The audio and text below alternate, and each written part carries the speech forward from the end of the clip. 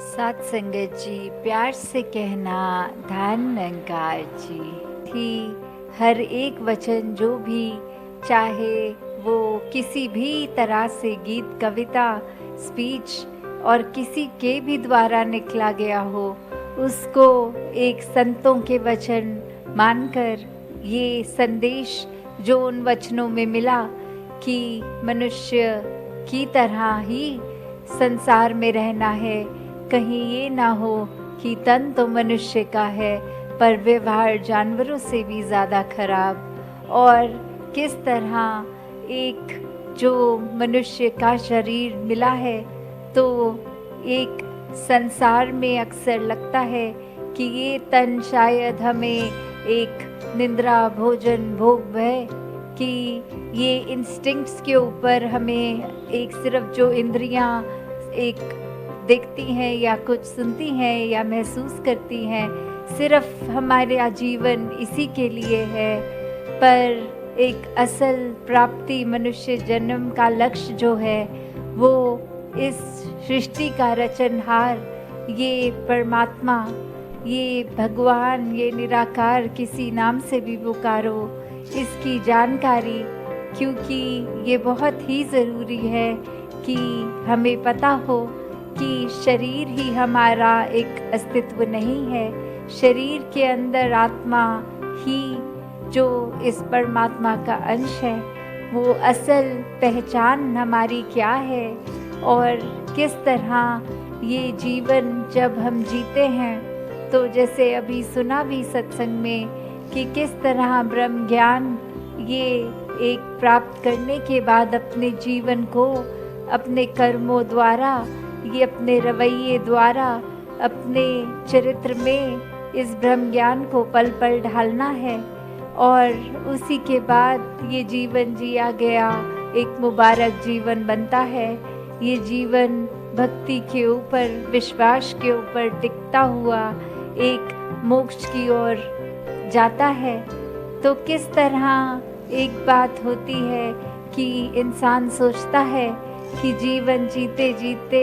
के बाद एक स्वर्ग या नर्क मिलेगा, पर बात तो ये है कि जीवन जीते जी स्वर्ग और नर्क मिलता है। क्योंकि अगर हम उदाहरण भी देखें कि अगर हमारे हाथ पे चोट लगी तो उसका दर्द हमारे को उसी समय हो जाता है, उसी पल में पता लगता है। आग की आंच पे हाथ लगता है तो वो गर्म शरीर, ये हाथ पे एक उसी समय एक उसका पता चल जाता है, तापमान बहुत ज़्यादा गर्म है आग का। कैसे एक एक पल में हम खुद ही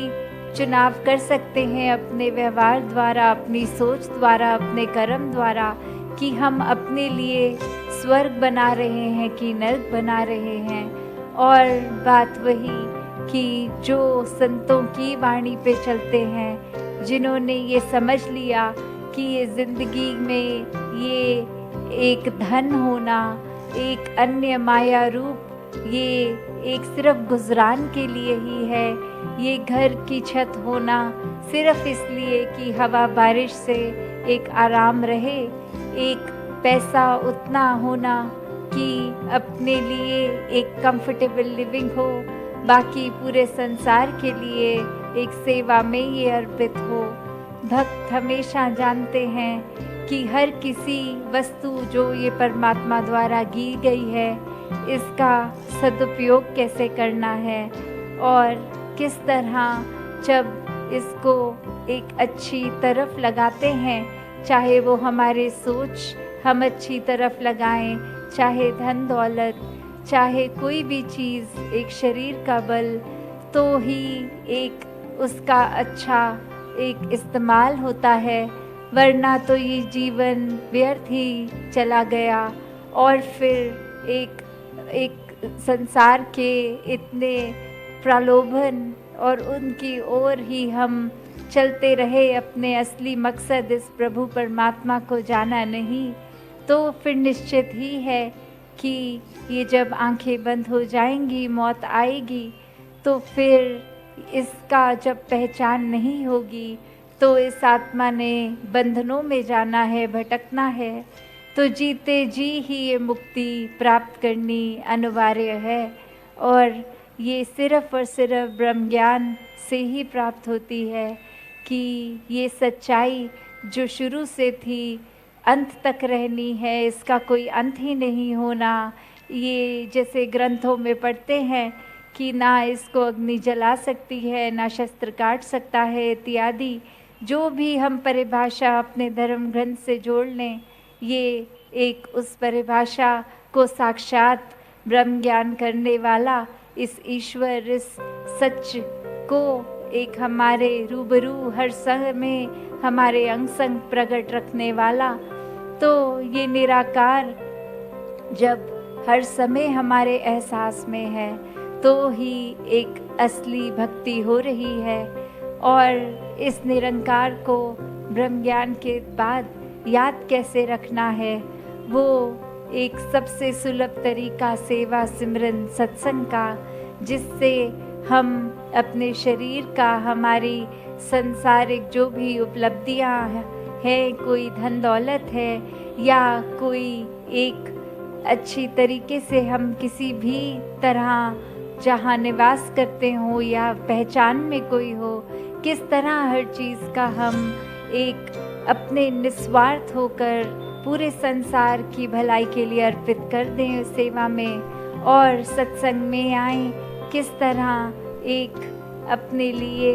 जहाँ अच्छे वचनों को सुनकर दिल में बसा के, कर्मों में लगा के उन पर जीते जाएं। और मन एक सिमरन की लगन में हमेशा सिमरन करता कि ये परमात्मा का एहसास जब मन में है तो सिमरन अपने आप होता है। तो कैसे भक्तों को पता है कि ये जो गुजरान मात्र कुछ वस्तुएं संसार में अगर हम आते हैं, हमारे एक कर्तव्य बन जाते हैं परिवार का पालन पोषण करना, एक काम काज करना, समाज पे बोझ नहीं बनना, तो वो एक वस्तुएं किस तरह पता है कि लालच की ओर नहीं जाना, सिर्फ और सिर्फ अपनी परमात्मा द्वारा दी गए, चाहे वो उपलब्धियां हो, चाहे वो पदवी हो, जो भी तरह से तरक्की, वो तभी मुबारक होती है जब उससे किसी और का और अपना नुकसान न किया जाए।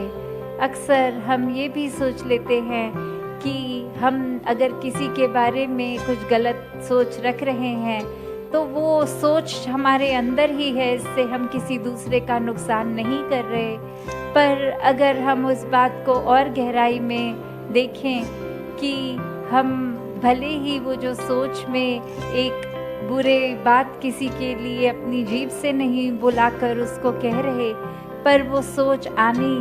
हमारे अंदर की तड़प एक हो जानी, एक परेशानी हमारे अंदर ही आ जानी। सबसे पहले तो ये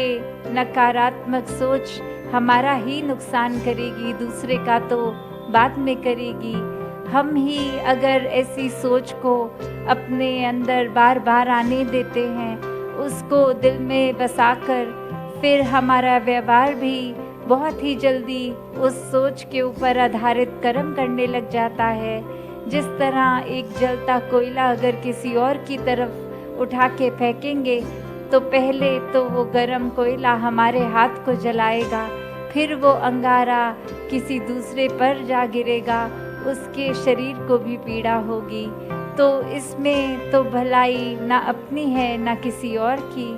तो संतों ने यही बार बार चेतन किया है, युगों युगों से समझाते आए हैं कि जहाँ अपना भला हो वो भी करना है, अपना एक मुंह उस पे रोशनी आने देनी है ये ब्रह्म ज्ञान की, और वहीं ये रोशनी पूरे संसार के कोने कोने तक भी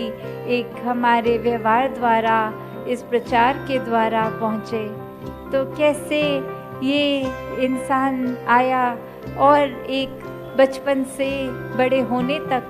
कितनी अलग अलग मान्यताओं को एक धारण कर लिया।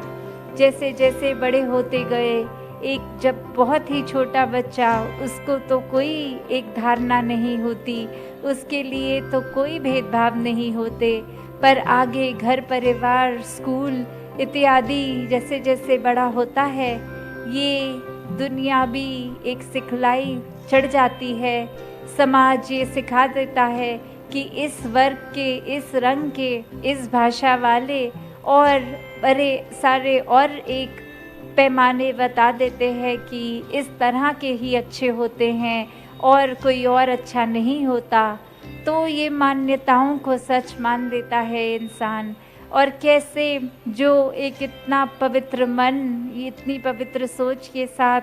वो एक जैसे खाली स्लेट की तरह बच्चा पैदा हुआ, बड़े होते होते कितनी ही एक दुर्भाव लेता हुआ दूसरे के प्रति नफरत का, वैर का, ईर्ष्या का, और वो जीता जा रहा है अब इतने अपनी आंखें बंद करके, बस किसी ने कह दिया और उसको अंधाधुन मान के अपने लिए ही किसी के प्रति नफरत पैदा कर लेता है। कोई भी घटना हो जाए उसके आधार पे, या कोई देखा सुना, कहा सुना पे।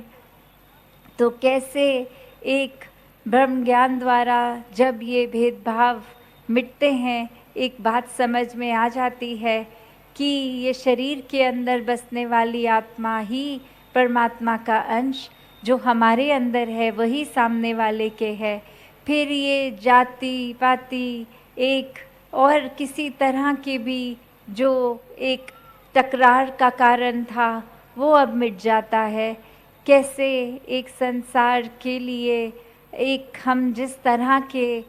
खुद अपनी सोच रखते हैं वैसा ही दिखता है। जैसे अक्सर दासी वो बात बोलती है कि जैसी दृष्टि वैसी सृष्टि, जो ये मिशन का एक स्लोगन रूप भी, कि हम जो अपने अंदर सोच रखेंगे, जौन से भी नज़र से किसी को या संसार को देखेंगे, वो हमको बिल्कुल उसी तरह नज़र आता है। अगर आज हम उदाहरण के तौर पे खुश हैं तो हमें अक्सर सबके मुस्कुराते चेहरे ही दिखेंगे। अगर आज हमें कोई